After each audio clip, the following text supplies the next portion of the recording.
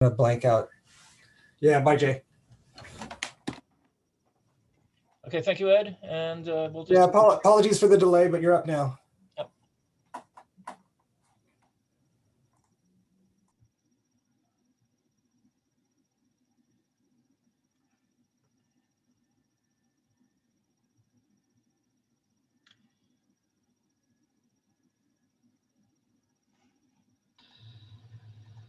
Hi, Billy, can you hear me?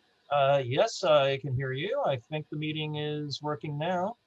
And apologies to everybody for Darn, I can't hear you at all, Billy. You can't hear me? I hear you, Billy, and the meeting is working now. Okay. Can't hear Shay. I can hear him. Terrific. Okay, it's on. I have sometimes have trouble with my sound driver on this, but it should be up now. You're loud and clear, Billy. Okay. All right. Grace? We got 20 people on. Excellent. Okay, I see people still coming in and connecting. Thank you all. This is the most significant Zoom glitch we've had in starting a meeting. And as luck would have it, today is the 1-year anniversary of the last time SEVA had an in-person meeting. So welcome to the new reality. Hello, Mr. Economou. All right. Billy, I'm sorry, Ed, our meeting coordinator, had a second 7 p.m. engagement, and apparently he lost track of time on both of them. So he was juggling just now, but we're back online. Well, I make a point of being late to 2 meetings at once myself. Stylish as you are. Yeah. All right. I show 21 participants, and we got 13 lucky video participants, say. Okay, and I because Grace is having some technical difficulties, and I was going to go over with Grace that my idea for using the participants list for the vote is not going to work, so we should use a chat window. Okay. Yeah, apparently, the idea I had appears to only, well, I'm not sure exactly what enables that, but it's not enabled for this meeting. All right. Well, unless we have a hotly contested election, general acclamation in chat should suffice even for the most strict adherence of Robert's rules. Isn't that right, Mr. Economou? Oh, poor Grace. Okay. Grace, I'm not sure if Grace is still having difficulties there. Grace, are you hearing anyone now? I'll take that as a no. All right. Well, let's get rolling. Let me see. I see a whole bunch of hello to our non-video participants: Grunkmeyer, Schwitters, Dronkerts, Turney, Mullins, Schiller, Hendricks, Scott of no name, and Robert. Thank you all. And of course, we can see the rest of you. We have a very busy legislative session underway. I testified last week, as was so charitably pointed out on the Facebook and SEVA lists, and that bill is attracting some attention. That was basically the no gas car sales after 2030 bill. I have a video queued up of a little TV news spot on the local PBS station that aired on it. And then the SEVA list had discussion about some concerns on the part of our very capable Attorney General. But that has not deferred the main sponsor and Matthew Metz. They are charging ahead, Cultura being Matthew Metz's organization. That is the primary driver of the bill, but SEVA has endorsed it for 2 years now. And it's really crafted more thoughtfully than folks might think at first blush. It's just not a crazy ban gasoline forever kind of bill. Grace, are you speaking now? Nope, we have no sound from Grace, though she is not shown to be muted. And then we also have the Rivian bill coming up. Rivian has submitted a letter that may requesting support from SEVA. That would allow Rivian to sell cars directly as Tesla was grandfathered in. It's already circulated the board. I'll ask if any members have any objections. Otherwise, we're planning to sign on in endorsement of that bill. Any objections or concerns? HB 1388 is the question from Mr. Grunkmeyer. That sounds correct. I'm going to have to look at my third screen with my third eye and confirm that. Yeah, I'm reading through the bill and it basically says you can't discriminate against any automaker for selling stuff, and you can't charge another automaker or auto dealer a higher price for the same car sold somewhere else. That is House Bill 1388. Thank you, Brian. So do I hear any objections to supporting that effort? Hearing none, it is so consensified. SEVA will continue supporting Rivian's desire to bypass, well, not bypass, but not be forced to establish a dealer network, since none exists for them. And we have numerous other allied bills. SEVA, Grace, are you ready to test your audio again? Yes, it's working. All right. Yay, fantastic. Good. So yeah, we want to check out what some of the bills are. Still getting my computer up from crashing, so I'm going to have to go and open up that file. So give me just a minute. Well, I can soft shoe for a while longer. Great. Okay. And you will also recall that this is the time for our annual election of Ossifers. Grace has decided to ossify in her current position one more time, so we do not have a pressing vacancy to fill, but we are certainly open to new blood and nominations. Are we ready to go ahead with conducting an election? I will put out the call for nominations. We should say, Jay, that the offices that are to be elected tonight are vice president, for which Grace has been nominated, and treasurer, for which Charlie has been nominated. Indeed, yes. And I'll put out the call for any additional nominees for those two positions.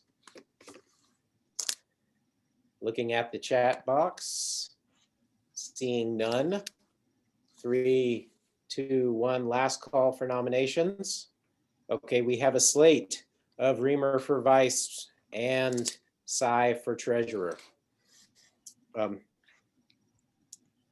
And our count is still increasing a little bit. We should go ahead and call the question. Why don't we? I move the question be called. Okay. I second it.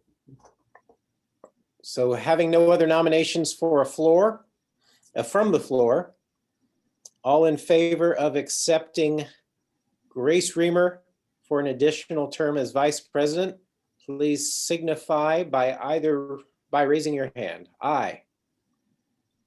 Aye. Just a second here. Wait a minute. Oh, Wait. Chris is not voting. No, why don't we use the icon thing? The little emoji. Because it's easier to raise my hand than type something. Okay. Corey votes. I don't know why his mom voted against Grace, but we'll talk about that later. There she is. Okay. She hasn't paid her dues, that's why. And Charlie was watching from across the room. Okay. Well then, all opposed, say nay. They wouldn't dare. Okay. By acclamation, Grace Reamer is hereby appointed to a second term as vice president, a full term. Hey. Yay. Second office to be filled is that of treasurer. And Charlie Sy, second row from the bottom, second from the left on my screen, has graciously agreed to step forward and fill the void. We had no other nominations. So once again, by raising your hand to signify approval, all in favor? 1, 2, 3, 4, 5. Corey, are you crossing your fingers? Nope, Okay. just searching for stuff. Bike Tim parts. raised his hand. I got a bunch of thumbs up. Okay, that was all in favor. Any nays? No, not even Corey. Okay, well then we have a new treasurer, Charlie Sy. Thank you, Mr. Sy. Yay. All right, the bag of SEVA bullion will be yours next week. Can get together. We have reclaimed a PO box key. We have 2 PO box keys in possession. You or I can get together with Phil to get the other one and get the treasury in shape. We do have a pending grant from the Seattle Foundation for $500 and another from PSC for $500 and an annual report to file with the state. So we'll need to get together on that. Okay, thank you for that business-like bit of business. Grace, would you like to do the legislative update? I would love to. Thanks very much, Jay. Thanks to All right. everybody. I'm glad we got the election taken care of. Yeah, there's a few things going on in Olympia right now, and I guess the most urgent one is 1388, which is coming up tomorrow in the in the House, and the hearing is at 8 a.m. and so we will be participating in that. So Rivian is kind of coordinating the response as well as Plug in America and putting together folks to go and testify on that. That's going to be the one that allows direct sales from manufacturers. And so I'm going to tell my story about how I had to go to California to buy my Coda back almost 9 years ago now, because that was you couldn't get them in Washington. They were not able to expand and sell cars here. And so we went through pretty much of a nightmare trying to get that car registered here in Washington because you didn't have a dealer to do all the paperwork for you. And that's what other people are experiencing too. I think Ed had quite a time trying to get his Arcimoto registered as well. Having worked at a dealer as well, I'm very familiar with all the paperwork that you have to do now, and it is not easy. And for people who are trying to get a car from out of state, bring it here, register it, it's a huge hassle. If they were able to buy a car here and have all of that done for them, it would make adoption of electric vehicles so much easier, as well as allowing a lot more choice for vehicles that are available. Here's the deal. The car dealers, like last year, have come out in force to oppose this bill. It's even more than last year. I heard over 800 people have already signed in as a no on this bill. That means that people who support having that choice are going to need to sign up and sign in and get on the record as saying, yes, we do support it. It's already going to be a real heavy lift getting this through. Mostly the people who are testifying on it are from car manufacturers, which is, that's great. They're the people who are affected, but that's not who is going to convince legislators that this is a good idea. They need to hear from their constituents telling them their personal stories about why this is important. So if I sent out, passed along Plug in America's alert earlier today, if you and anybody else you know can get on there and just to click the pro button, put your name in, that is going to make a big difference. So that's the big one. If we can actually get this up to a vote in the Transportation Committee, that would be terrific. The other things that are coming up, let me go take a look here. There was just a new bill got introduced today, and it is the companion bill to the one in the Senate on the carbon tax. It's now called the Washington Strong Act. And it's the bill that's going to put a $25 per ton price on on carbon emissions. And then it would be increased by 5% a year. So if that's something that you feel strongly about, I would definitely suggest you talk to your representatives, get them to co-sponsor and get it moving. It's kind of late in the session to be getting this introduced, so anything we can do to move it along is good. The bill in the House hasn't gone anywhere yet. We don't have a hearing on it yet. It was referred to the Senate Environment, Energy, and Technology Committee. Let's see. We also don't have a bill yet for the per mile charge, the vehicle miles traveled charge.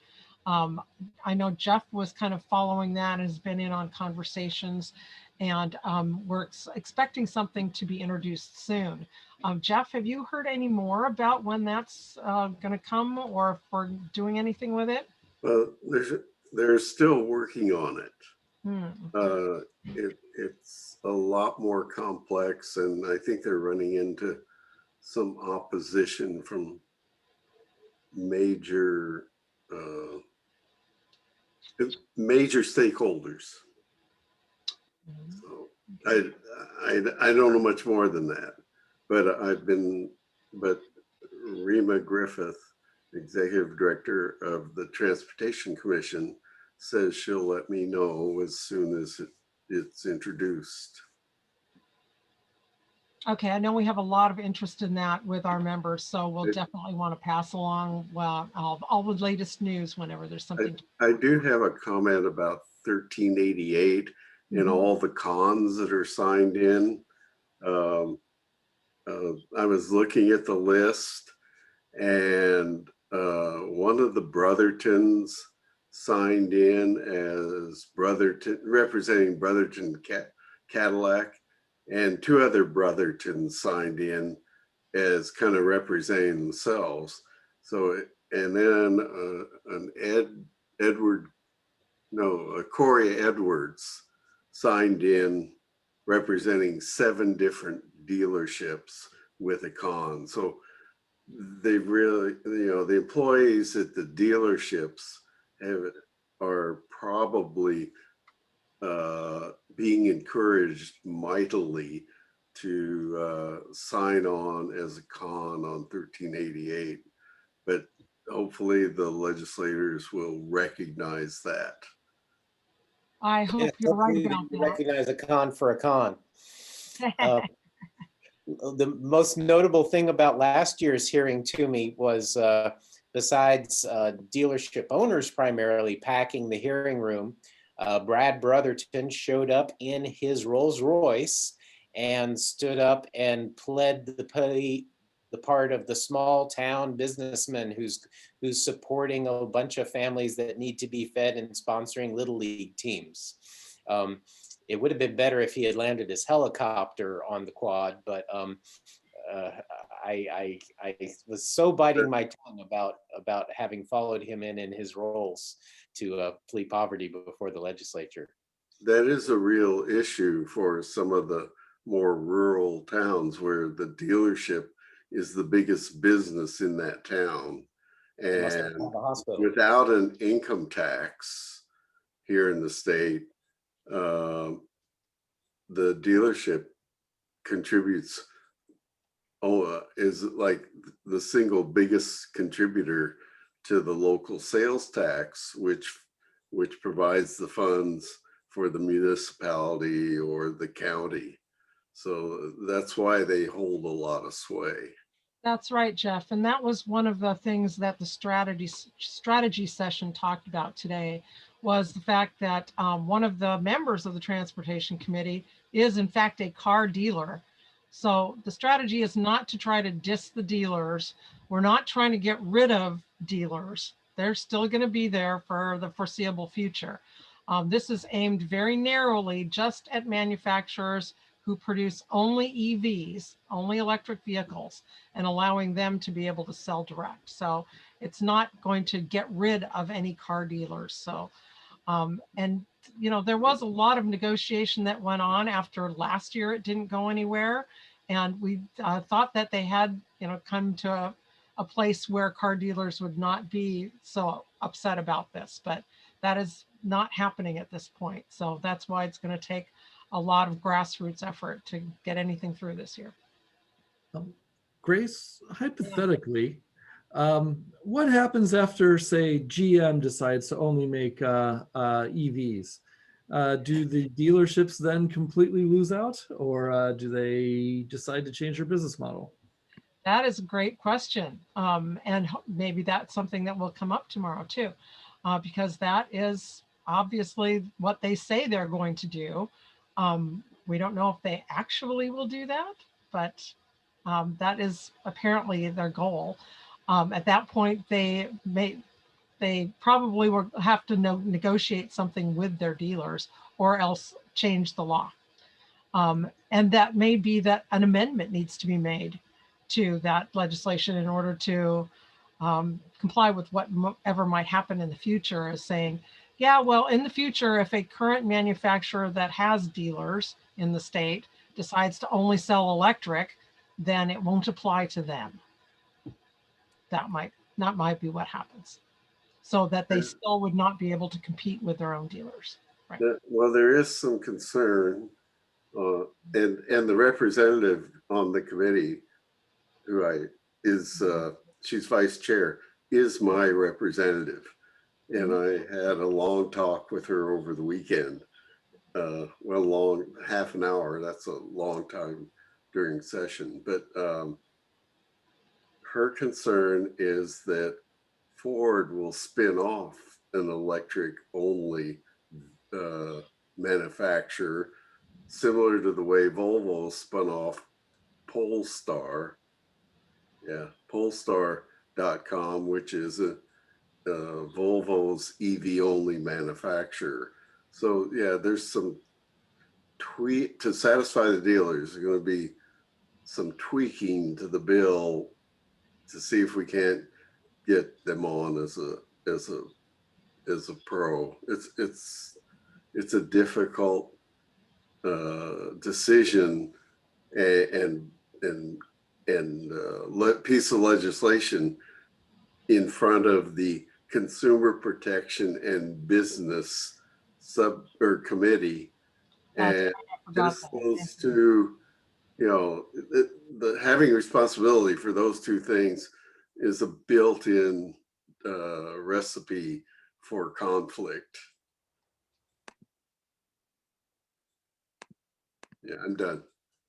We'll keep you updated about that. There was one more that I did want to mention. I can get back to it.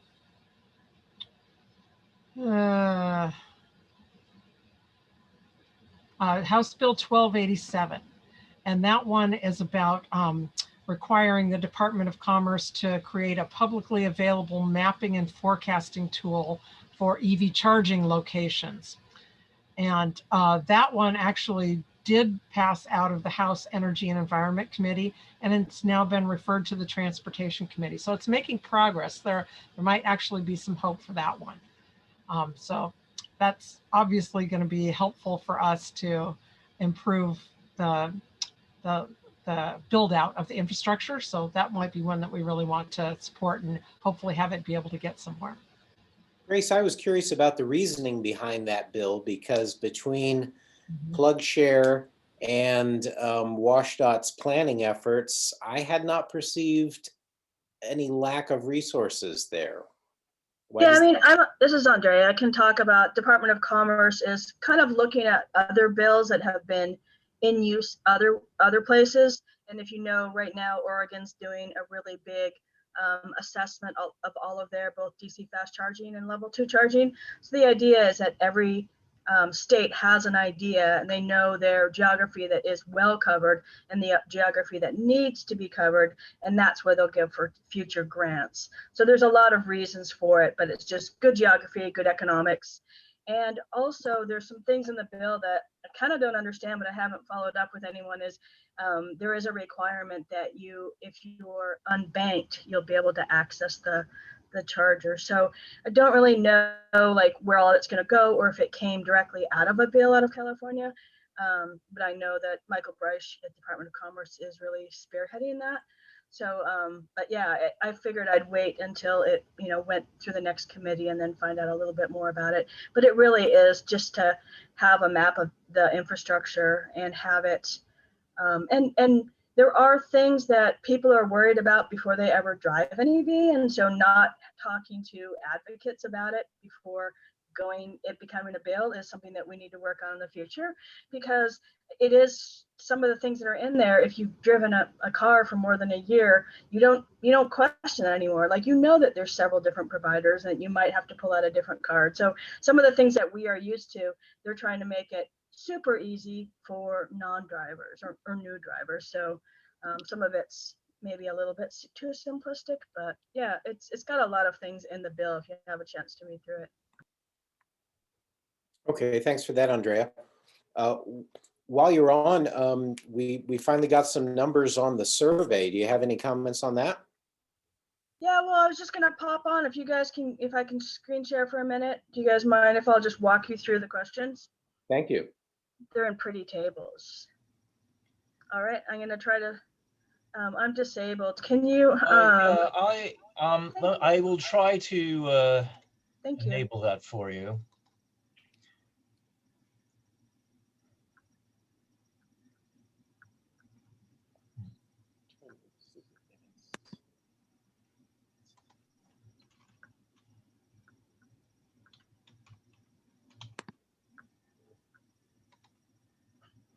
Let me know when I should try again.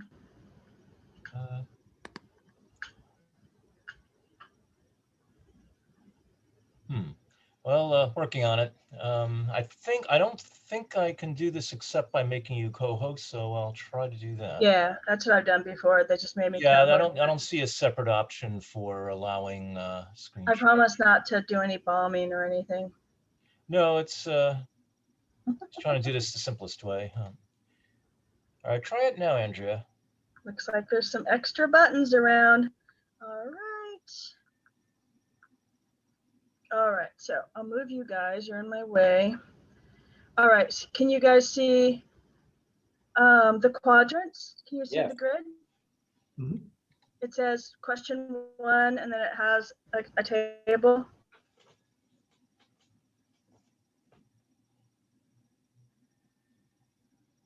I can't see what you guys can see. Looks good. What can you guys hear me? Sorry. Yeah. My internet.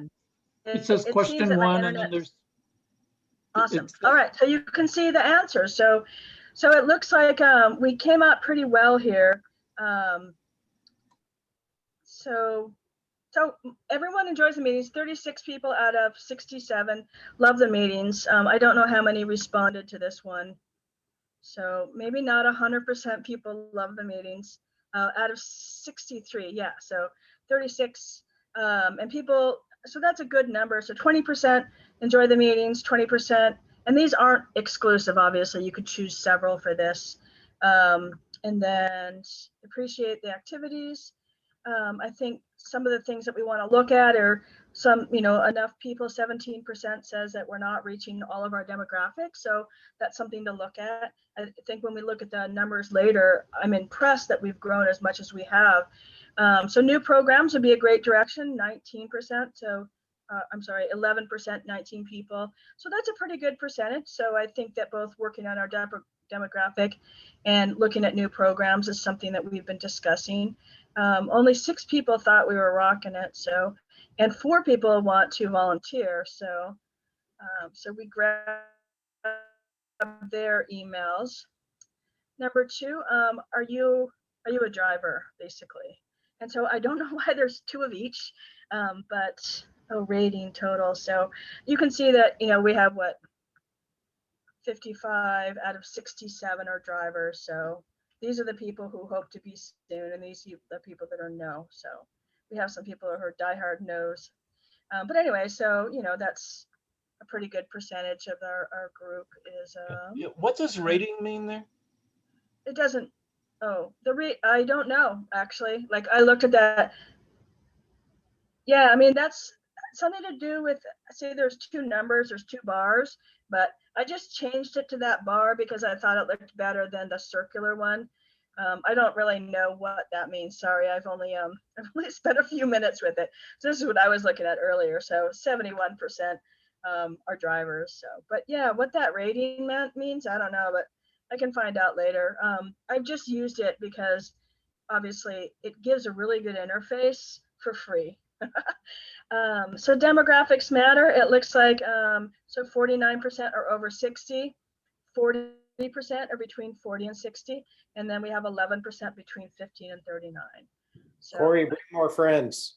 yeah, well, I think that's really good though. I mean, I think that's 7 people, and maybe we've always had intermittently some young people coming by, but those are, I think, are better numbers than we've discussed in the past. So I think that we're definitely expanding though. Of course, you know, retirees and volunteers make sense. So, and so this is the working status. Steve Lau started when he was 11 years old, right?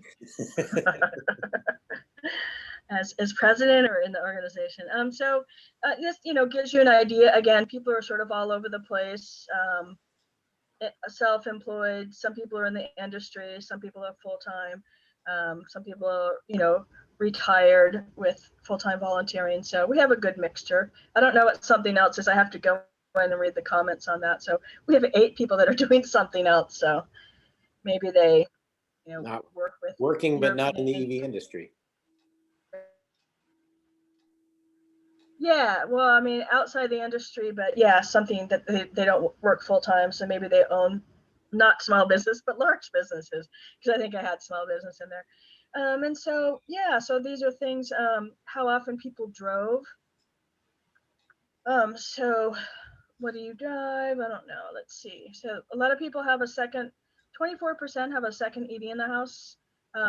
So some people just drove for commutes. It is sort of an odd time now, you know, because getting numbers from people when they didn't drive at all last year. I drove, you know, less than 1,000 miles last year. So people travel, 12% traveling. It says only 13% are from the Puget Sound. So that means a lot of people, half the people are from elsewhere. So, and only 30 people. So it could just be that some people didn't respond to that question or.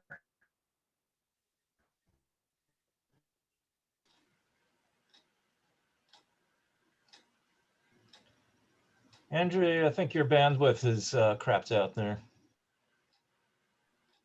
Yeah, it does look like people maybe didn't understand the questions entirely, that they could select more than one option if we've got more from the Puget Sound than from Washington State. I think the idea was this was Seattle Puget Sound or Washington State other than Seattle Puget Sound. Or not and, okay. I'm not sure that's right though. It's if it was all of the above, then someone may have floated outside of the territorial limits and still think it's still was supposing it was Puget Sound. Let's see. Seems We like have lost two video different from questions. Andrea and sound. I'm back. Sorry about that. I need to do it again. I have internet that goes out because I share it with people. Oh, now I can't find the survey. I have to get back to the right page. Sorry. Okay. All right. Can you guys hear me? Nope. Am I gone? Yes. Oh, so I can't find the button. Hold on a second. Let me find it. Okay. And folks, when we have downtime like that, please send any questions through the chat bar. All right. So yeah. Okay. All right. You guys are back. Sorry for that little break. This was, if you charge at home, what do you charge with? And most people have a dumb charger. 37% have a dumb charger. Some they just use the one that came with their vehicle. Some people, 11%.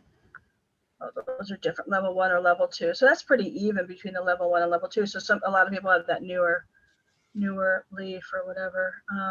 Let's see what else. Other, that's a lot of other. So we'll check into that. So I'll definitely look at all the others and the upset, you know, the different, you know, things that people wrote in just to find out what people are thinking. So, and this was, what do you guys want to do with programming going forward? So Random just.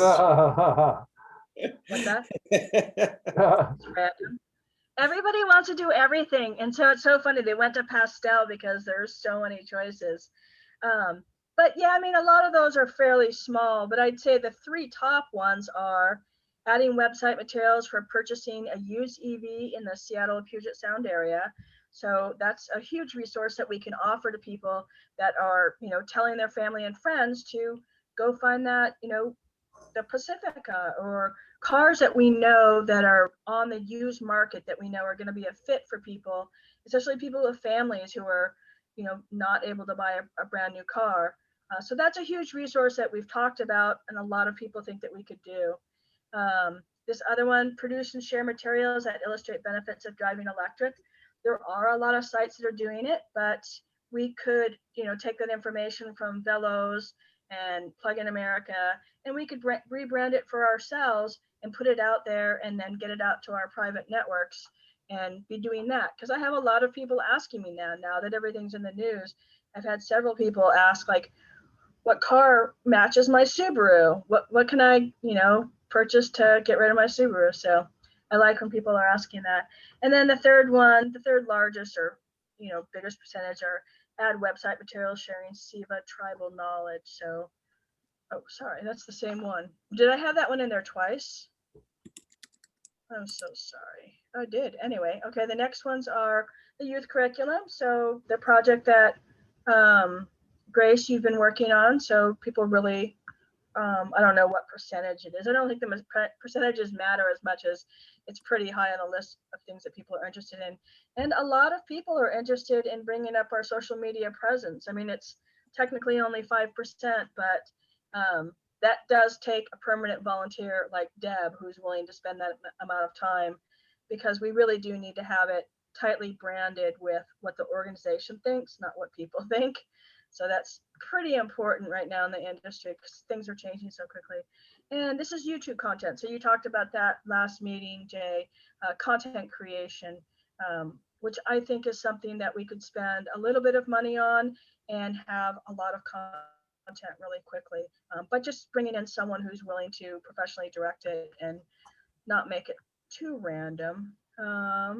And so technical content, you know, I mean, so it's tough. All of these are so small. I mean, I could have made it so people only chose 1 or 2, but I don't know. So we'll have to, I mean, and we can take the top, you know, 10 and figure out what priority we want from that, or somehow we can do some program priority mapping as well. So, but that's the whole survey. I mean, there were some essay questions we asked people, and we can also put that in a spreadsheet and we'll work with that in the future too. So any questions, Jay, or anyone?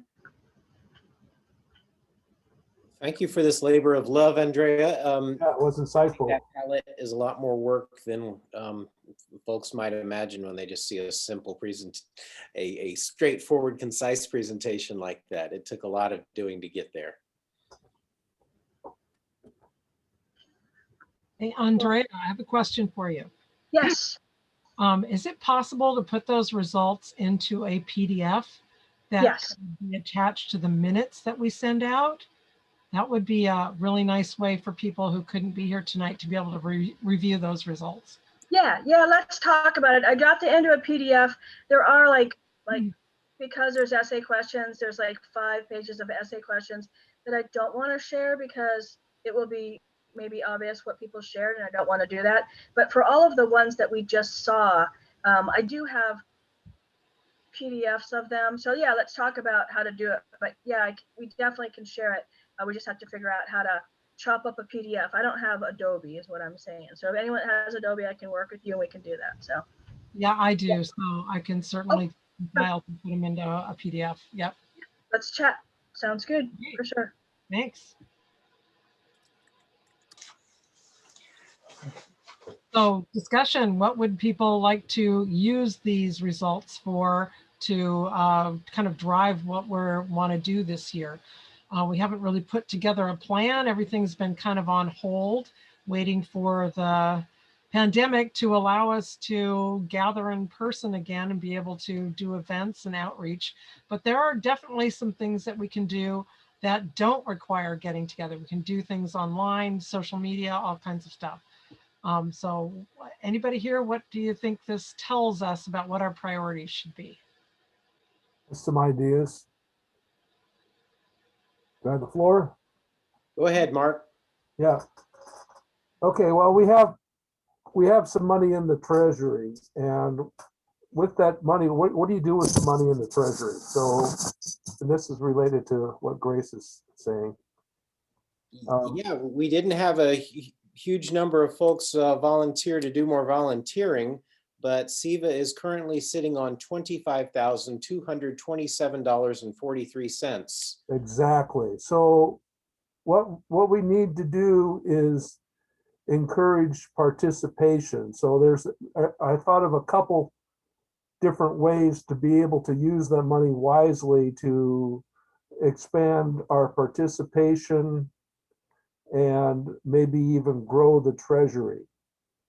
Okay. Okay, as far as the participation, you know, what Grace and Jeff are doing, I know they're doing out of labor of love of going down to the Washington Olympia for the legislature, but you know, I think SEVA should show their appreciation by maybe giving them a modest expense account, maybe every once in a while paying for a meal or something like that. But all of this, again, all of this has to be approved by the board. But I can see just a modest amount of money being used for that. The other thing I think the board can do is, and Jay, you've been talking about this before, is maybe bring on somebody part-time to, maybe one work on the SEVA.org webpage and, you know, and help Deb. But this person will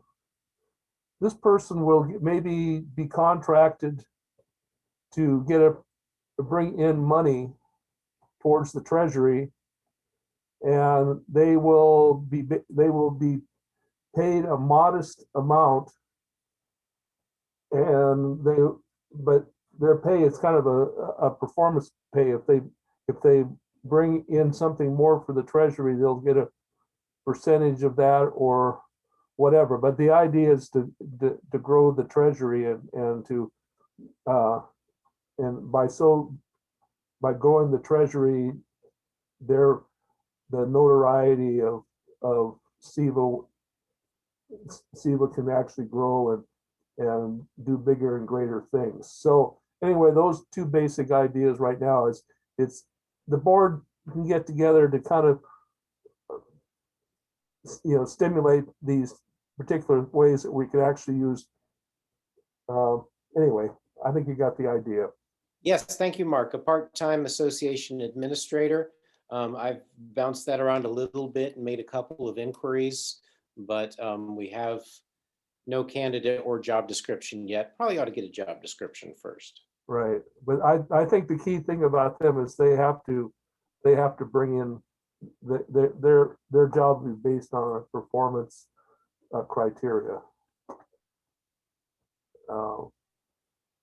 In helping the SEVA treasury or helping the growth or whatever. It's what. Okay, thank you, Mark. Yeah, sure. Oh, that's a great idea, Mark. We've been talking about that, but I think it does need to start with a job description. So I'd be glad to take a stab at starting something like that. But it's going to take board members, other people to contribute to figure out what we would want somebody to do, how many hours we think it would take, and then what kind of pay. So I'll give a start to that if we can get some other folks to review and input on it too. Okay, well, I'm not on the board, but I can help. That's Great. tough. All right.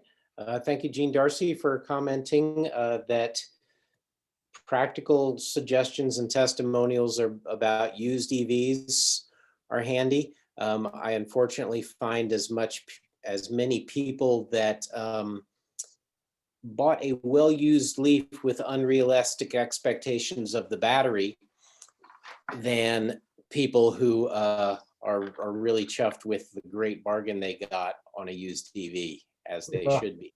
Yeah. So buyer education could be a worthwhile SEVA service. I see Stu nodding. Okay. Let's see. I put a call on the chat for good of the order items. Anything else for folks to bring up? We're approaching the less than 1 hour mark. I have a question. Yes, Steve. I could drive my car more places if I could get these old Chargers that have CHAdeMOs on them that also have a CCS. Like I like to go to Leavenworth and I keep checking. They still have a CHAdeMO connector and no CCS. And there's a Tesla supercharger right down the other end of town, which I can't access either. Teslas can access ours, but we can't access theirs. So I was wondering, is there any universal accessibility and payment plans in the state of Washington? In short, no, and I'm surprised there's still no adapters available to translate CHAdeMO into CCS and vice versa. And last I heard, I think Tesla had canceled their CHAdeMO to Tesla adapter, and it was never compatible with the Model 3, only the Model S.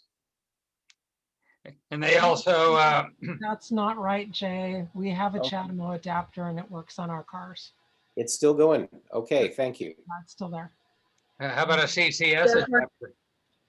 Not yet, although I've got the possibility because, of course, Teslas do use the CCS standard in Europe.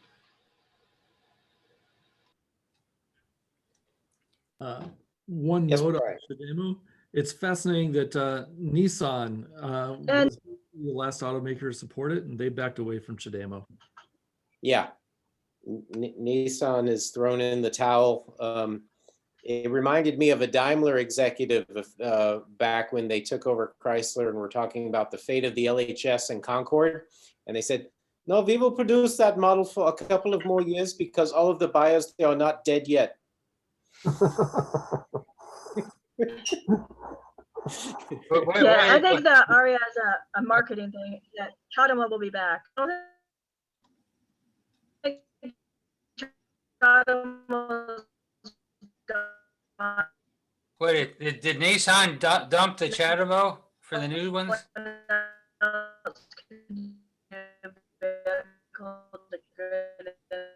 Sorry, Andrea, you have completely garbled up. Sorry. Can you hear me now? Nissan has announced a vehicle, an upcoming vehicle that will be yes, and they have said that the Leaf will continue for CHAdeMO for another year or two or so.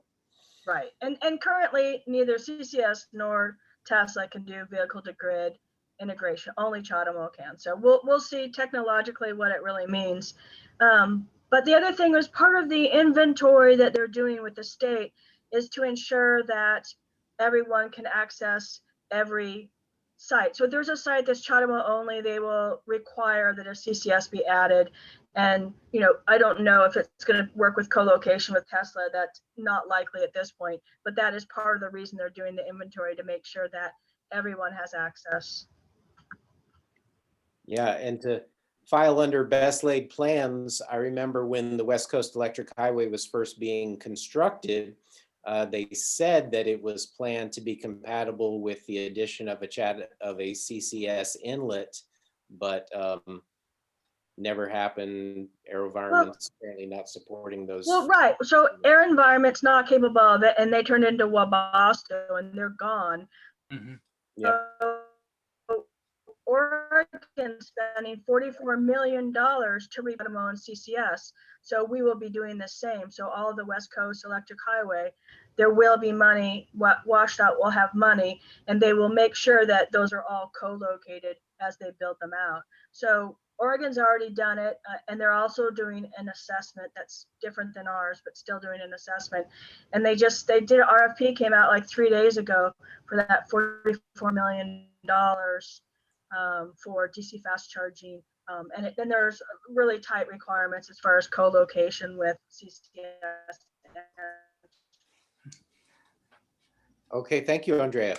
How about an adapter so us CCS guys can use Tesla chargers? Seeing as how Tesla can use our chargers, why can't we use theirs? Yeah, that's up to the communications protocol that's not enabled within those. So yeah, you'd have to talk to someone. And there's a reason for that, because Tesla doesn't have a way for anybody other than Tesla owners to pay for that electricity. How about a credit card? Internal network. No, they don't. I know, but no. Tesla doesn't have to do it. They're smart machines. What they do. Yeah, in a second, I'll tell them all about it. So they're smart machines, and they read the account that the car is connected to automatically, and then they charge the credit card that's on file with that. These machines don't have any card readers. There's nothing like that. They're just too smart for most electric cars, I guess. But if in the future there's a possibility that Tesla might allow other people to use those charging stations. They've certainly invited other manufacturers to participate. Nobody's taken them up on it, but it's possible that people could buy into creating an account with Tesla so that they could use an adapter to plug into that machine. That is not, being discussed that I know of, but it certainly is a possibility that that could happen. I know that there has certainly been some movement that direction. So you never know, it would be great. However, you'd have to be careful that the car you're plugging into it can take in energy, can handle the energy that a supercharger provides. Not all cars can. Right. They also don't have any sort of user interface on the chargers themselves. There's absolutely no screen, nothing. There's a cord. It's a box that has no user interface whatsoever. No touch screen, no display, nothing. I even experienced a whole bank of Tesla chargers that were non-functional. There was no way to even identify whether they were functional or not because they have nothing. There's no display, nothing. So they're really not set up for any kind of user interface, much less interacting with the charge card system. Users only get in the way of the machines. That's right. Well, Jay, you had asked why, or you were surprised that no progress had been made on a CCS to Chademo adapter, and there was a thread on the list some years back talking about, and I didn't really follow the discussion, as this is not really something I have any real knowledge of the workings of this, but that there were real technical obstacles to trying to make them be able to communicate with each other on those two standards. Yeah, I've heard lots of people say that it can't be done, which makes me really want some smart person like an ex-Tesla employee to prove that it can be done. Yeah, I was at a talk at Roadmap like 4 years ago, and the engineer from Chademo said there's a communications protocol missing. They'll never be able to do it. And so I keep hearing people are going to be able to do it, and people keep not doing it. And yet I heard this, Chademo engineer from Japan saying that it can't be done. So I don't know. Okay. How are you going to convince these people to want to buy used electric vehicles when they hear this kind of monkey business going on all over the chargers? So I take my gas car to Leavenworth because I can't plug the other one in anywhere and charge it fast. I can do L2s, but not L3s. Yeah. Go all the way to what's the name of the city over by the, can't think of it right at the moment, but go past all these chargers you can't plug in. When Tesla finally starts advertising their I should have got a Tesla campaign is one of the first to roll out. Well, what can I say something here about Tesla and charging? So one of the things that actually strikes me as rather unfortunate with my Tesla Model X is that the charge port is in its ass end. And we haven't seen the Cybertrucks, really get rolled out yet. But the reason I bought a Model X was because I do a lot of towing with my car. All this summer, almost every weekend, I was towing a trailer around 150 miles round trip, Snoqualmie Pass. And it turns out its 328-mile range is radically reduced if you are towing anything. And I don't mean moderately, I don't mean by half, I mean by about a quarter. So you're the one who takes up 6 supercharger stalls. I tried that once and I couldn't actually get close enough to reach the damn short cables of the Tesla chargers. And I did experience once the Ellensburg truck stop at all 8 chargers were actually dead. And when I'm towing with a Tesla, you have to actually park the trailer, unhitch it, go charge, come back, hitch up the trailer again, and take off. And it's a real challenge.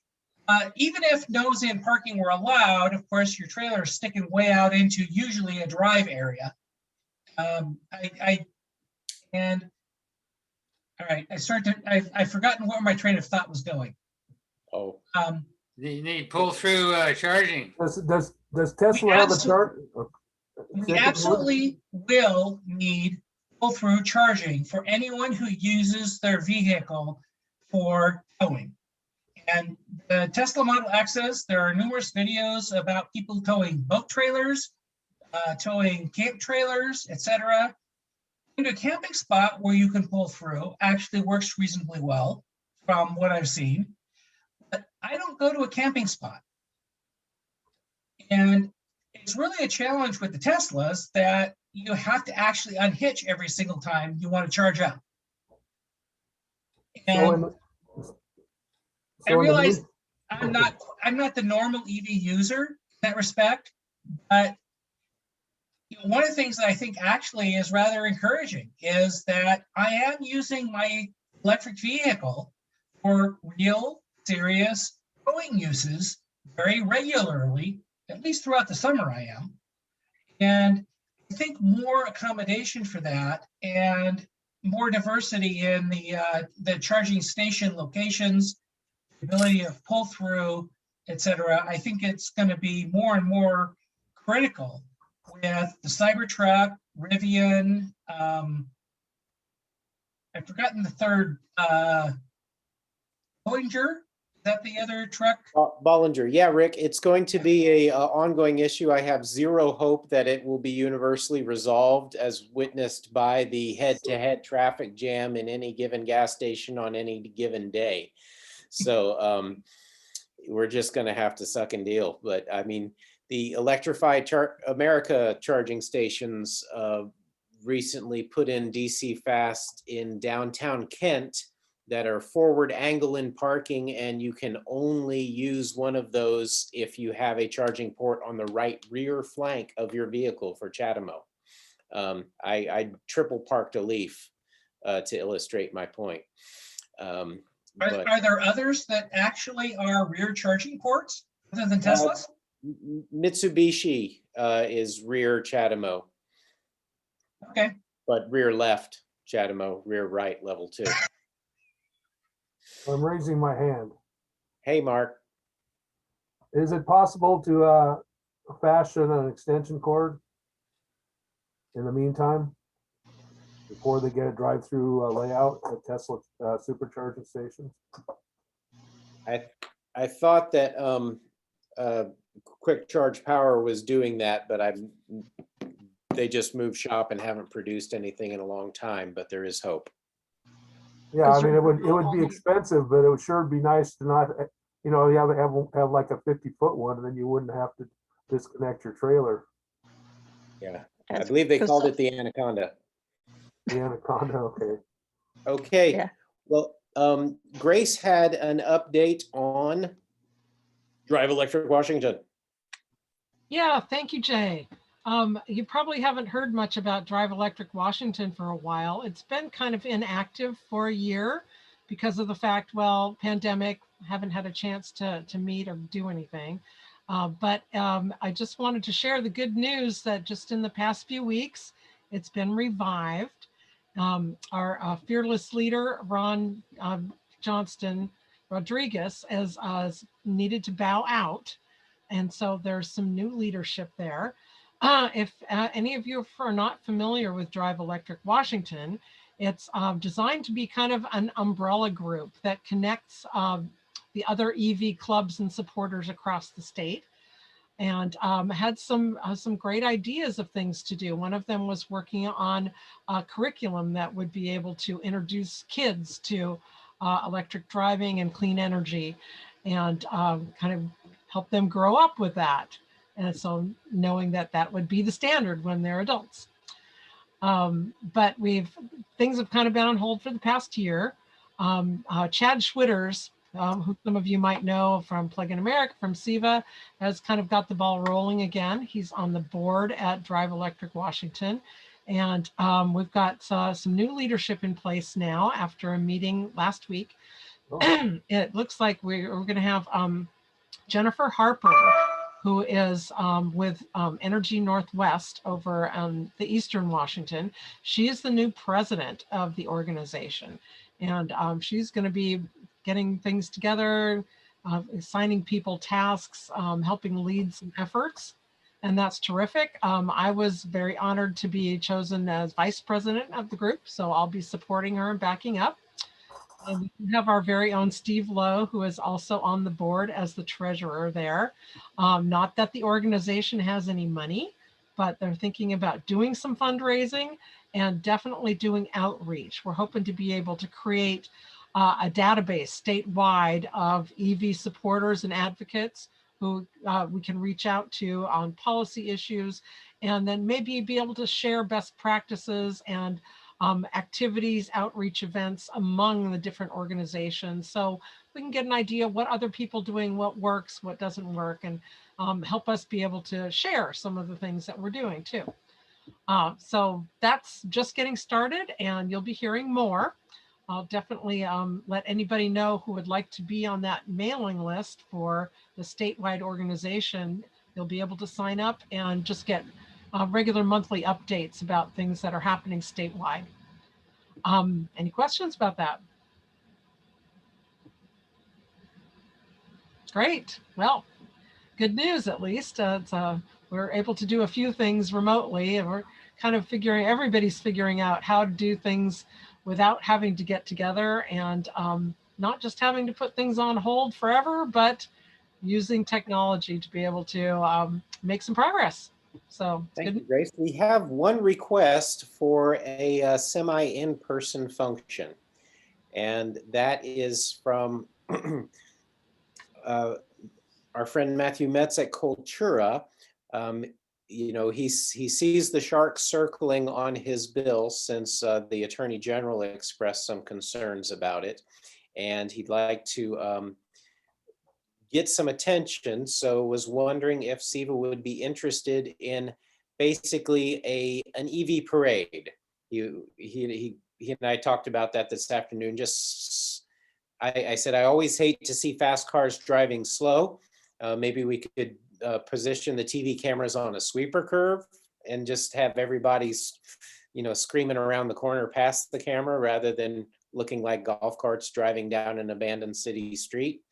But just wanted to gauge interest in something like that, just a show of force, in addition to the request from Rivian to hashtag legislature, hashtag WALEG on Twitter with pictures of us and our EVs to support the Rivian bill.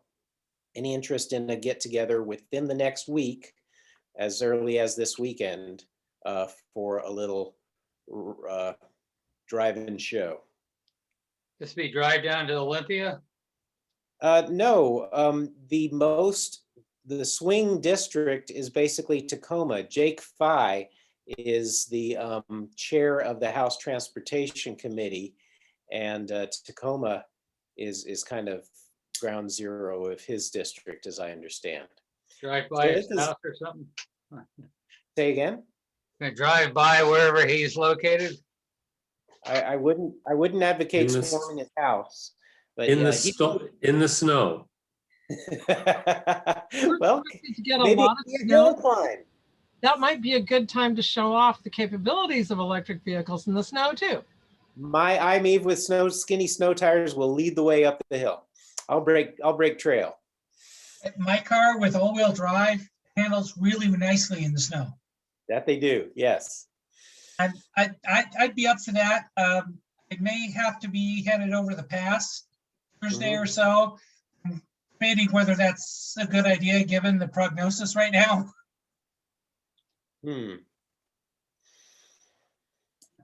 I'd be interested in driving someplace and getting a picture in my EV and as promotional. I'm picturing 12 tiny EVs hitched up to Governor Inslee's black Suburban and towing it up a hill. With red blinky lights. I like that.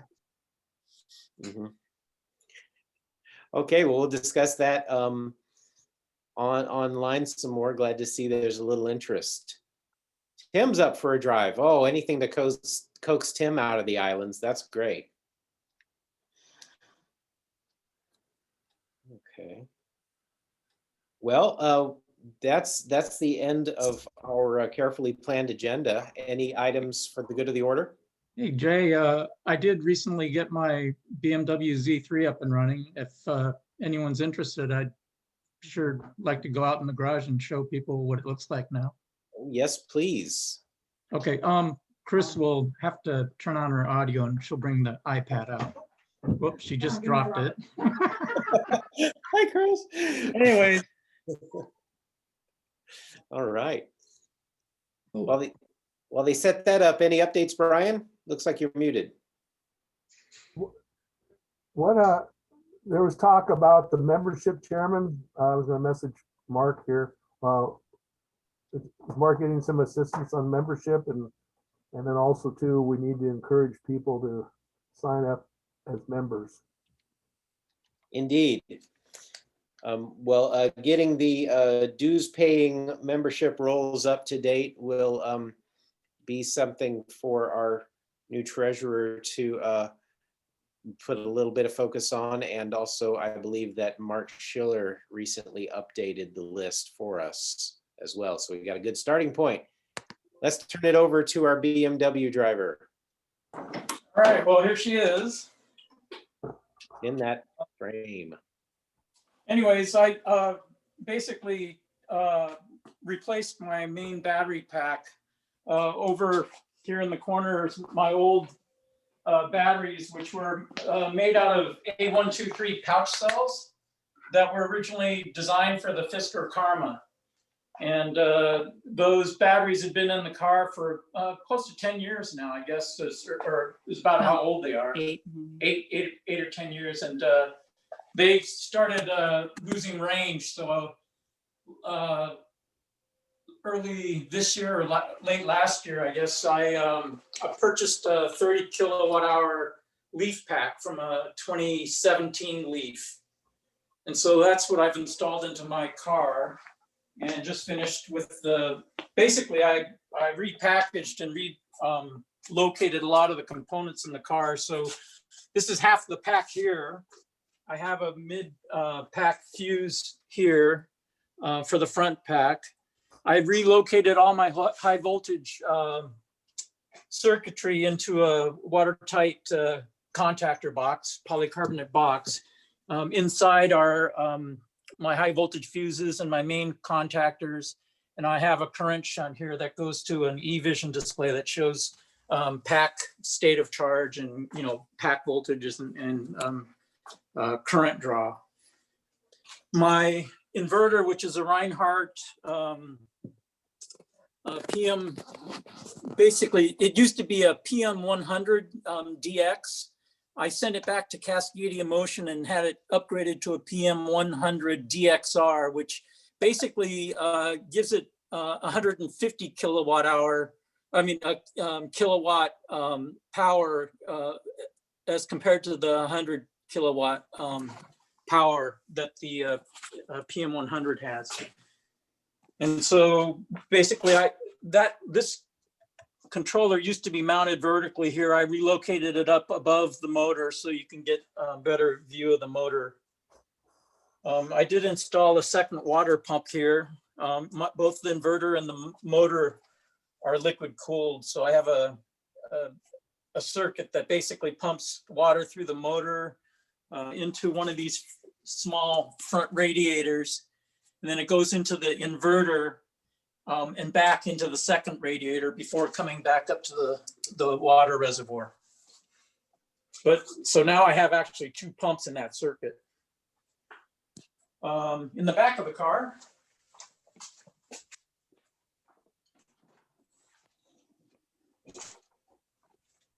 I've installed the second half of the pack, my Manzanita Micro charger there. It's a PFC 40. And I have a DC-DC converter from a Chevy Volt from EVTV. They, redesigned it so that you could use it at any home conversion.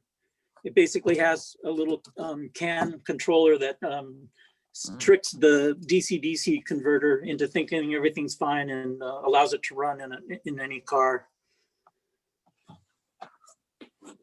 But yeah, and I built these polycarbonate covers over the pack, just to keep everything finger safe for keeping people away from the high voltage. Whose BMS boards are those? Those are Manzanita Micros. These are MK3x12 boards. Each board can monitor 12 cells. And you basically just daisy chain them together, and they communicate directly with a tablet that I have in the car. Inside the car here, I could actually power it up here. It'll take a little bit.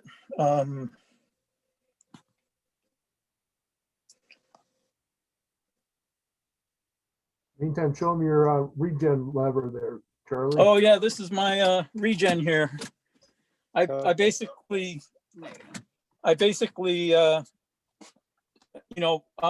my accelerator, there's an accelerator pot up front connected to my accelerator.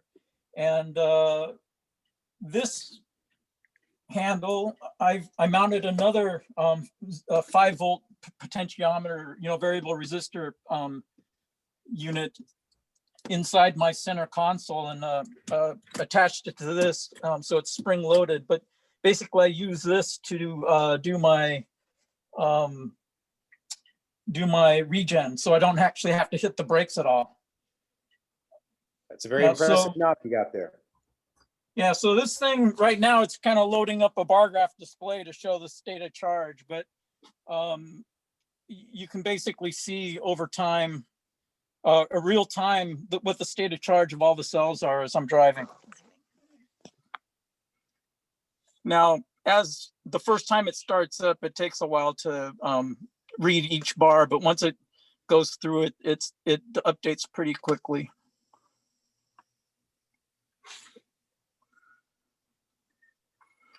Oh, okay. So that's kind of what it looks like. These little red lines are because the cell voltage dropped below what I had programmed in as my minimum cell voltage.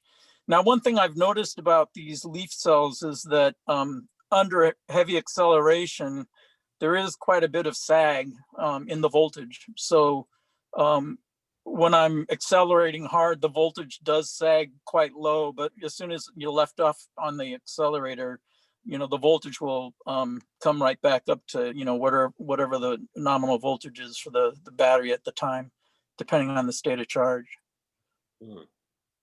So the leaf cells aren't stiff enough for this drive? Yeah, it seems like, when I really hit the accelerator, there is a substantial sag in the voltage. More so than my A123s had. Okay. Did you change your minimum voltage for your inverter, or what was the minimum? Yeah, when I first got the car up and running, I was having some faults tripped because in the inverters, some of the parameters you have to program are maximum pack voltage, minimum pack voltage. So if it ever drops below the minimum pack voltage, it'll trip a fault and shut the inverter off. I initially had it set too high because I thought, nominally I didn't want my cells to drop below 3.4 volts, but under acceleration, the voltage sags well below 3.4 volts, but springs right back up after you get off the throttle. So I had to just drop the defined minimum pack voltage, and that solved my problems. I don't have that fault tripping on my inverter anymore. Hey, Charlie, this is Tim. Yeah. Performance, what's it like with the new pack? You mean performance-wise? Yeah. Yeah, it's not as much of an improvement as I thought I would get, because before I had, like I say, a 100 kilowatt inverter. Yeah. With an older pack. Now, granted, my older pack, the pack voltage also was a little bit higher. This pack, at top of charge, I'm only charging to 4.0 volts right now, as opposed to 4.2, because I was figuring, well, I baby the pack for at least a while.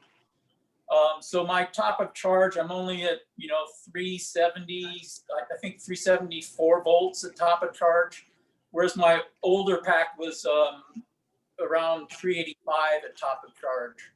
Yeah.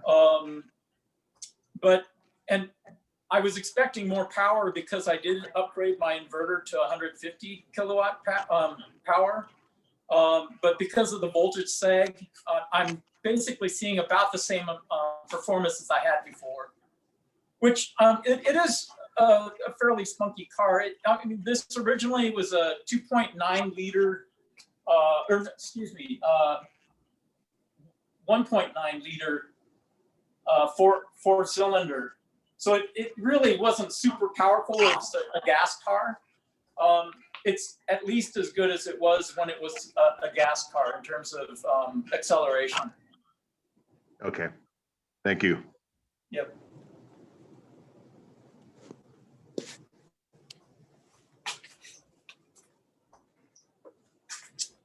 Nice clean work. Thank you, Charlie. Yeah, thank you. Do you have a plan for your old pack? I gave some of the cells to Mark Yormark for his project, and the remainder I was going to give to Stephen Johnson and Ron Easley to hopefully reconstruct one of their packs that was also built using the same cells, which they inadvertently left connected to the BMS and drew down and killed half their cells. So I think with my cells, they might be able to reconstitute that pack. All right. Hard to believe it was almost a decade ago we were gathered at the Bat Cave standing aluminum bus bars. Yep. Yeah. All right. So that's my show and tell. Right. Thank you very much. I'll call out, show and tell is always a highlight. If somebody would like to volunteer their car or plan on that for next month, please let me know at any time. Okay, well, with that, we are at 8:29. We'd like to end on time. Any calls for final thoughts? One last question. Has SEVA taken a position on HB 1091, the clean fuel standard? No, we have not taken that one up. I haven't followed that closely. I think it would be worthwhile for improving EV ownership, but happy to talk offline about it. Okay, if you wouldn't mind posting a synopsis to the list, just a little position statement, we could send that to the board. Will do. Thank you. All right. Thank you, Brian, for mentioning that, because there's one very nice thing about that bill is they added in committee that it would require that 50% of the revenues generated by that low carbon fuel standard would be used for a clean fuel reward program that provides a price reduction on new electric vehicle purchases or leases in Washington. And I think that is wonderful to be able to get more people into EVs. It's definitely an equity thing. So I would see no problem with us supporting that. I think that maybe we should take another look at it. I'll let you know when the next hearing is. Thanks, Chris. All right. Okay, I don't know how much time we have left in this particular Zoom session, but we'll go ahead and adjourn the meeting. Unlimited, but a good time to adjourn all the same. Yeah, but folks can hang out for a little while. Billy, are you inclined to keep it running for a bit? I can keep it running for a while, yes. Oh, thanks for stepping up. I have to move my house into position for the evening and hook it up to the grid because I'm staying on island tonight. But you didn't say what you're working on here lately. Can you say? Oh, thank you. Right now I am wrestling with a 40 kilowatt hour leaf pack. That is the first one we've encountered that has any errors internally. So I got to open one out and we're chasing a glitch in the high voltage interlock circuit. It's very, very similar to the second generation 24 kilowatt hour packs internally. And it looks like it would be possible to physically build a 40 inside a 24 kilowatt hour pack. And since the BMS, which Nissan calls the LBC or lithium battery controller, is available through their parts system, I'm investigating how possible that will be. And AESC has actually deemed us worth talking to for selling modules too, since they're not allowed to sell whole battery packs. So because collision salvage backpacks are so few and far between and increasingly dear, and there's 3 deteriorating 24 kilowatt hour packs for every 40 or 62 kilowatt hour pack out there, collision salvage will never fill the need for pack upgrades. So I'm actively pursuing multiple avenues to pursue for leaf pack improvements. And also we've got a beautiful 72 bus still in process. That's the Tesla powered bus. We have a couple of Kent Baki's cars. We just put a electric aux pack from Electric GT and the SEVA, the Zero Emission Vehicle Australia BMS, into a 1965 Volvo 544, which was kind of a club day build a good decade ago for a friend of Kent's. And we're putting a similar pack into his 75 Honda Civic wagon. And just a steady stream of inquiries coming in. So I'm drinking from the fire hose. Rick Ingram, I believe this Volvo 544 was built in Nova Scotia, no doubt. But it's every day's fun and crazy at EV Works. So the 40 kilowatt hour pack and the 24, the cans are what, 7 volts a piece then? 7.2. 7.2? Well, up to 8.1, 8.2 fully charged, nominal 7.6, I'm sorry. So they're physically the same size, about, and the same voltage. Yeah, the 40 kilowatt hour cells modules have 8 pouches inside of them instead of 4. So they cut the number of partitions in the pack in half, save some weight and space that way. And less bus bar involvement. But the boxes, I haven't done the last of my measurements or of all the hold downs, but the boxes appear virtually identical between 40 and second generation 24. And the 30 is a whole other beast. The 30 is kind of a 1-year wonder. Okay. We Can don't you- support the 30. Can you, It's not is there worth any it. aftermarket? Is there any aftermarket? There is no aftermarket other than collision salvage right now. Okay, all right. There you go, Charlie. Yeah. Yeah. Yeah, so that was 2016, 17 for the 30? Yeah, Okay. all and right, everything went 40 as the minimum in 2018. Okay. Yeah. But people who are looking for packs, I have hundreds of used leaf modules available for sale, anywhere from 26% state of health, first gen tuna cans to 81% state of health, second gen modules. And also, if someone wants a high performance pack, I'm impressed with the construction and specifications of the electric aux batteries, which are price competitive to salvage Tesla Model S modules and actually available. It's getting really hard to source the salvaged Model S modules.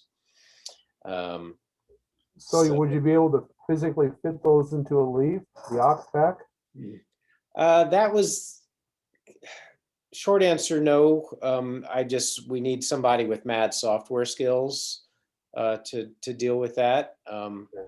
We could probably fit them volume wise and make the right voltage, but interfacing the software is still a big mystery to me, and not something that all the smarter people out there have even attempted to do yet. Okay. But there's different approaches on rebuilding and extending leaf packs underway in New Zealand, Australia, the Netherlands, UK, and Canada, and a couple in the US right now. And they're replacing them with other than leaf cells? Not successfully yet. Okay, all right. Yeah, a lot of people are familiar with the pretty much debacle of Phoenix Energy, which was started by a former SEVA member who moved to the East Coast to pursue his dream of 300-mile range leaf batteries built in the Yeah, what was his name? and they accepted more deposits than they were able to refund and have never produced anything. What was that guy's name? Remember? John Beisinger. Yeah, okay, all right. He's struggled and I think is at the end of the line, but it's not official. Okay. Well, cool. All right. Anything more on the aftermarket CCS? Or just in the vans, or? CCS is going into the Maxwell vans, and our van charges at 121 kilowatts continuous in a DC fast session, and it has the small 54 kilowatt hour battery pack. The big vans will be bumping on 200 kW rates. They can find that capacity in the charge stations. We're just waiting for an 82 kilowatt hour Model 3 to crash so we can get that battery into a van. Oh, okay. Is that what the new highest limit is now? Yeah, and that'll be a true 200-mile range ProMaster van. Oh, cool. So that's why you're encouraging people to drive in the snow. Okay. Thank you, Stu. Yes. I don't know if I would want, where did he go? Where did he go? Rick Ingram's battery, though. It sounds like he's used it a little too hard. Hi, Rick. I am not using it outside of the stated capacity. Yes. An EV can give no more than it was programmed to give. So it was the manufacturer's fault if it fails. I rate my car at 5,000 pounds towing rating, and I only tow around 3,500. Oh, well, you're nowhere near the limits. No, but it's almost a parachute through the air. It is not aerodynamic when you put the kinds of trailers I'm towing behind it. Indeed. So, Rick, what do you think about a little Airstream trailer behind a Model X or a Cybertruck? You've got a lot of weight there. You don't have the extreme negative air resistance that I'm towing. I'm towing a utility trailer and a 14-foot long open ATV trailer with up to 4 ATVs on it, which is extremely unaerodynamic. Yeah. It's not a lot of weight, per se. I mean, it's still within that 3,500 range, but it's absolutely not aerodynamic. And the car by itself is extremely aerodynamic. Yeah. So towing it at 60 plus miles per hour up Snoqualmie Pass, it uses a lot more energy than you might think. And it actually takes me 40% of my capacity just to tow it down Snoqualmie Pass home to Seattle. And I'm sure that is entirely aerodynamic drag. And you really don't get that much coming back down the hill. So at the top of Snoqualmie Pass, just at the summit, from there to Tinkham Road, about exit 45, I think. That's about 7 miles, as I recall. I regenerate about 2% of my capacity, and I use it very quickly after mile marker 45, coming down towards North Bend. Okay. So I get down, I regenerate about 2% over 7 miles. Within the next 3 to 4, I've used it back up again. So I guess you might say that maybe as much as 10 miles of my descent down from Snoqualmie Pass is sort of free. The car almost can do the round trip to the Stampede Pass location where I tow this stuff up to. It's a Seattle Mountaineers ski lodge that I volunteer at and participate in. And through the summer, we've been doing lots of small scale work parties up there. And I'm close to being able to do a round trip of 150 miles. But I need about another 20% capacity to do the full round trip without overly draining my battery. And that's a 100 kilowatt hour pack? Yes. Okay. Well, Rick, I'm disappointed that you're not pushing the limits with your EV towing, so I will have to share how I have. Okay, you're all right so far. That is my 16-foot long, 14-foot tall tiny home being towed out. You're trying to build a case, are you? You would not believe how many people asked me how far I had towed that down the highway to get to the show. But of course, my F-250 was parked right around that corner. Is that I'm sure. Is that what Clearly, that's more aerodynamically designed.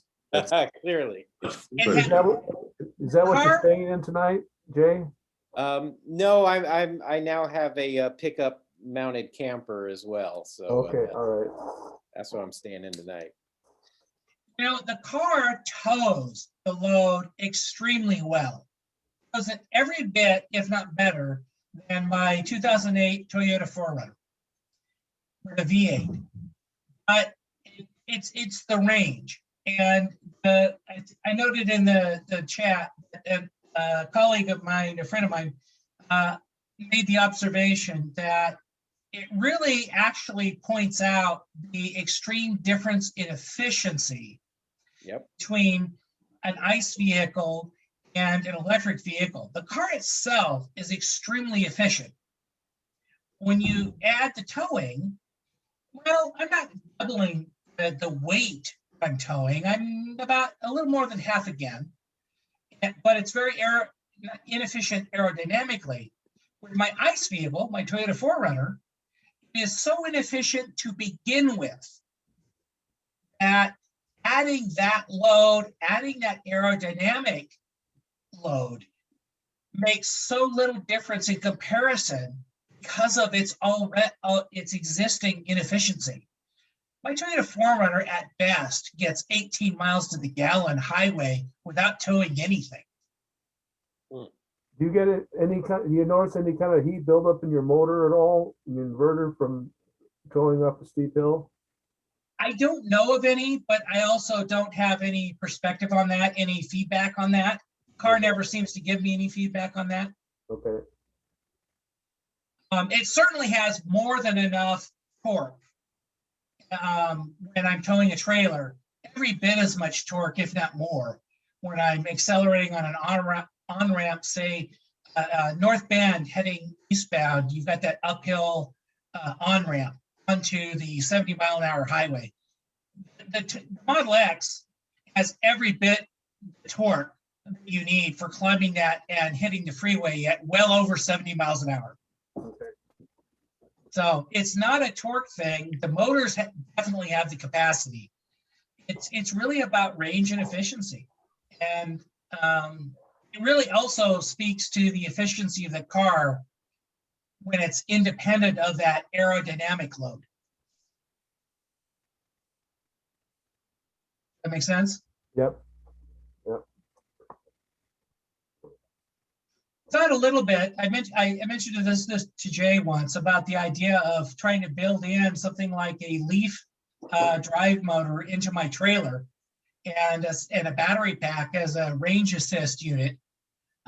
Unfortunately, I have more than one trailer that I tow, and so dedicating an expensive mechanical system of that type to only one of my two use cases just doesn't quite seem economically feasible. Yeah.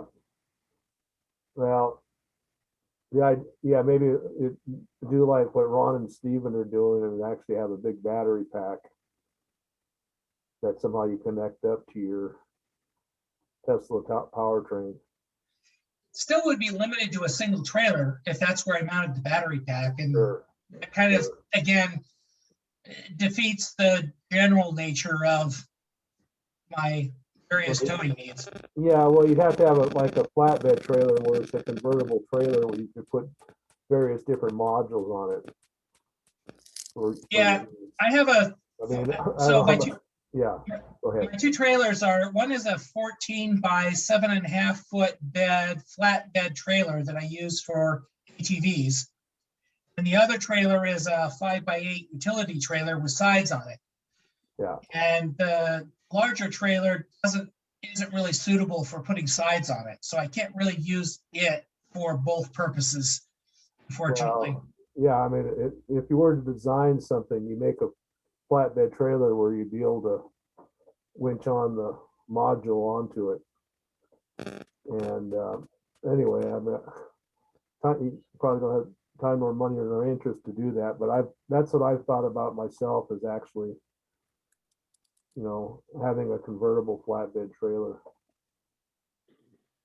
Yeah, my Tesla is new enough. I'm not willing to void its warranty. I have no idea how to try to integrate that extra battery into the Tesla directly. Right. Yeah. So, a nice idea. I just don't see a practical way to do it at the moment. Jay, were you ever on any of Steven and Ron's rides with the range trailer? Once, yeah. And of course, I had my own pusher trailer adventures and just towed deadweight trailers with the IME many times. Okay.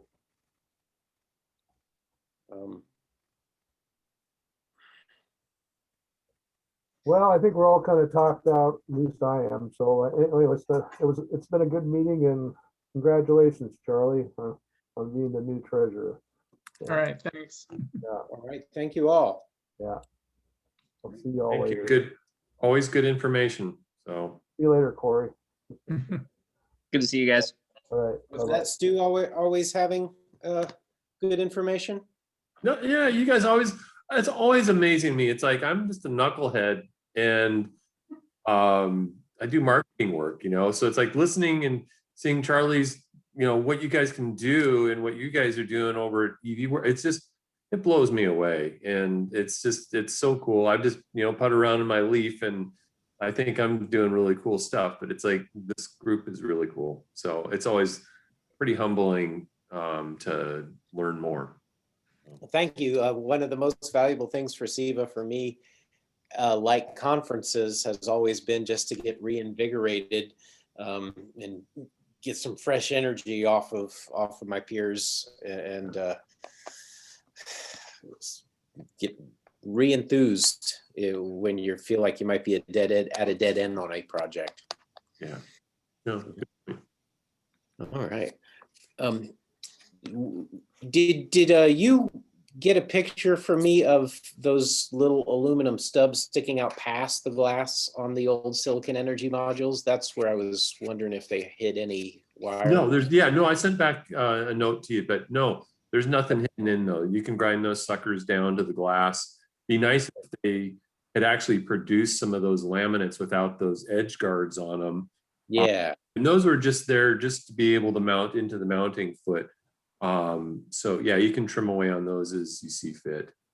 Okay, that's what I'll do. And it looks like PalRam aluminum extrusions designed to hold glazing on greenhouses could do that pretty well. Those are gasketed structural fittings. Wow. Yeah, no, it'd been really sweet if they had made, because I know we had so many architects and other folks that wanted it, you know, wanted some of those things. And it's like, unfortunately, the type of tape and glue that was used on those edges, which is actually a good thing, was really, really, really strong and really solid. It's the same kind of material that Boeing uses to hold in their windows on the planes or in skyscrapers. So it's a really solid material, which means you're never going to get it off. Okay. I would just trim down that tab part and go there, and you'd be fine.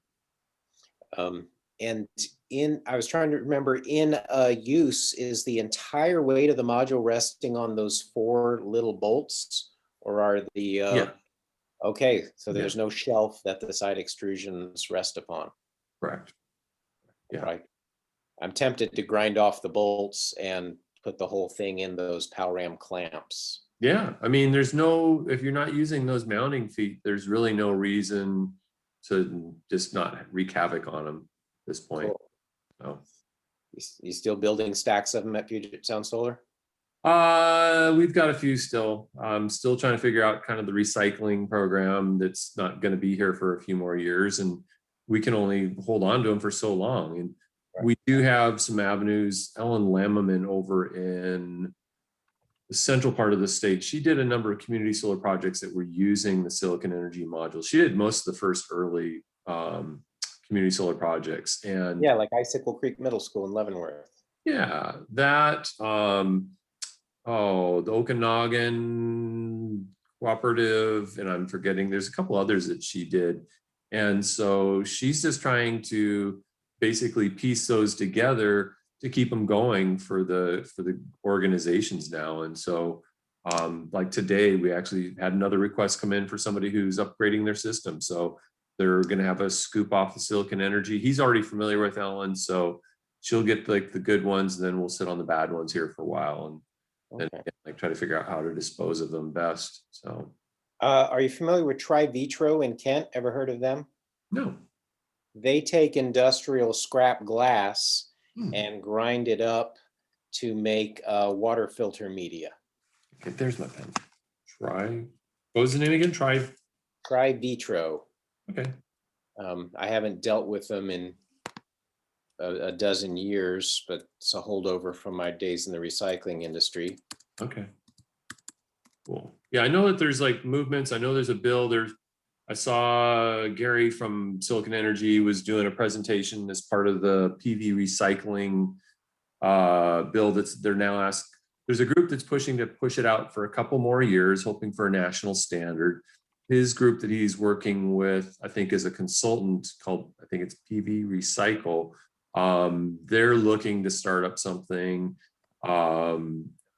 But I think Washington State's waiting for the rest of the nation now, even though we were kind of the trendsetter as far as actually having some legislation. But there's a lot of talk about, really, there's not a lot of feedstock that makes it economically viable for a business yet to put everything together. So I think that's the tricky part. From their website, Trivitro in Kent is bigger and stronger than ever. TRIVITRO.com. Okay. And they made sandblast media, filtration media, special sparkles for terrazzo floors, and they were able to process mirrors and laminated windshields and all sorts of weird industrial scrap glass. Well, that's interesting because there's just a hair of lead in it. Otherwise, it's glass, silicon, the tabbing wire, which was is all pretty benign stuff. We were pretty careful about what went into it. So in their process, only the stuff that winds up as small sandy shards would actually go through. The rest would get screened out. Yeah. Cool. That's promising. Okay.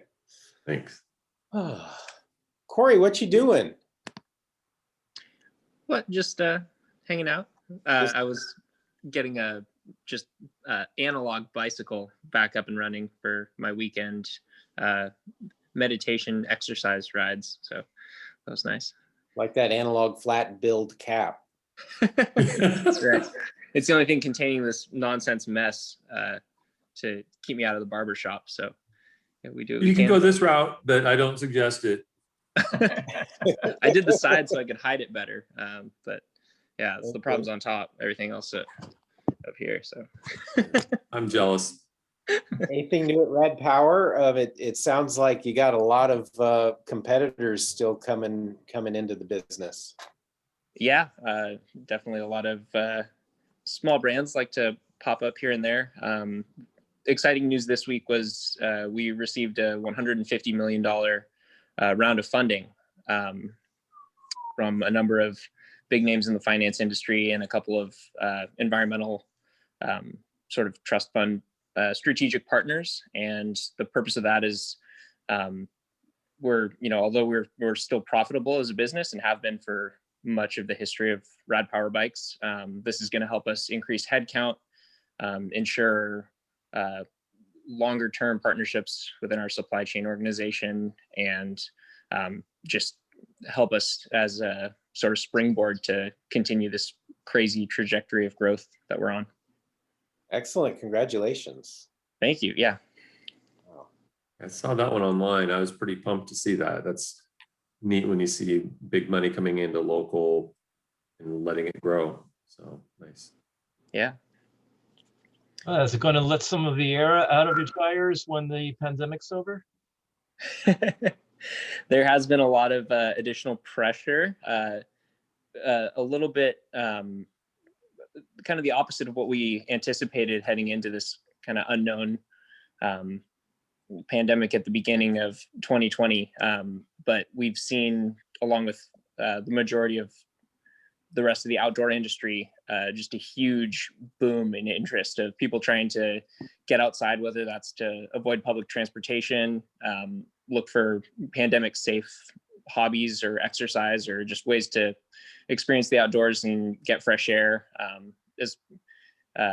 So yeah, we had a few 300% month sales months for us last year, and that was kind of wildly unexpected. And so at the beginning of the pandemic, we cut back on our hiring trajectory, and were very cautious with inventory we were ordering. And we very quickly had to realize that we needed to act quickly to ensure that we were going to be able to maintain supply of having bikes in stock to support the demand of our customers. So we've been very kind of humbled and fortunate to be able to keep supporting the electrification of personal transportation for people. Are you a spokesman or something? Do you have a humble and fortunate title? No, I'm a product manager of bikes. Okay. He was the product manager for their latest model, the Rad Mission. It's about time somebody brags on him. But we're not proud or anything. Yeah, still don't have a Rad Mission in the garage, so. Hey, we got a runner and a city and a mini. Once I can get my place secure and have a good place to lock one up, I'm gonna come shopping. There's So much bikes, too many bikes and things are walking legs up here in North Ballard, so. Yeah. Yeah. Yep. I have a lot of bikes in my bedroom in downtown Ballard, so I understand completely. Yeah. Like 5? Yeah, let's see. 7? 3 in the office and 4 and 2 frames in the bedroom. So. Well, but I don't have a problem or anything. No. And a bunch of batteries, right? Yeah, we've got some batteries. I was able to pick up some Kokum batteries for an electric motorcycle project. That one's in the shop, but that were purchased from the Endless Sphere, which is an electric bicycle forum from the early days that I bought off of a gentleman who purchased them from a solar company. They always buy an extra 10% for their projects, and then they'll sell off the extras on eBay. And so I picked them up for cheap. And so I've got a very small, very power dense 1.7 kilowatt hour battery pack. They're 30 amp hour cells, and they can do 900 amps for a 10-second peak. And I'm sure the sag is going to be atrocious, but I can't wait to try them out. Don't tell me. Don't tell me. I don't want to know. I'll watch the video later. He's gonna go through a lot of tires doing burnouts. Hey, no,